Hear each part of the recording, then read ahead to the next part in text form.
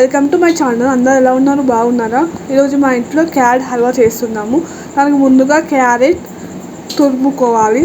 కుట్లో మనము నెయ్యి వేసుకొని డ్రై ఫ్రూట్స్ బాదం జీడిపప్పు వేయించుకోవాలి. పక్కకు పెట్టుకొని అదే మళ్ళీ నెయ్యి వేసుకొని అందులోకి క్యారెట్ తురుము వేసుకొని ఒకసారి బాగా కలపండి. నెయ్యిలో బాగా డీప్ ఫ్రై అయినట్టు కలపాలి.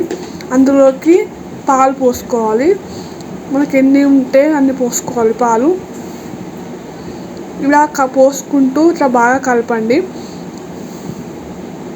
ఇలా కలుపుతూనే ఉండాలి.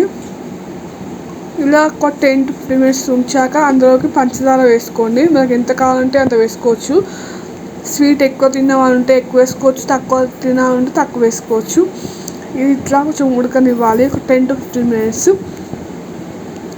Subscribe to my channel, like, share and comment. ఈ వీడియో ఎప్పుడో పెట్టాల్సింది కానీ డ్రై ఫ్రూట్స్ అనేది ఈ క్యారెట్ తురుములోకి వేసుకొని ఒకసారి బాగా కలపండి. మీకు ఎక్కువ ఉంటే ఎక్కువ కూడా వేసుకోవచ్చు. ఇలా ఒకసారి బాగా కలిపితే క్యారెట్ హల్వా రెడీ.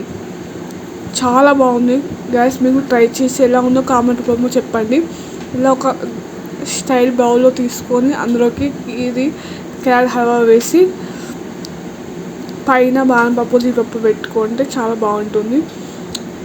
ఒక స్పూన్ పెట్టి తింటే చాలా టేస్టీగా ఉంది, బాగుంది. మీరు ట్రై చేసి ఎలా వచ్చిందో కామెంట్ రూపంలో చెప్పండి.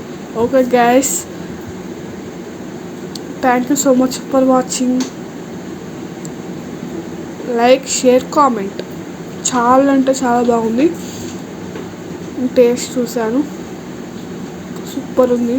Okay guys, thank you so much for watching. Bye bye.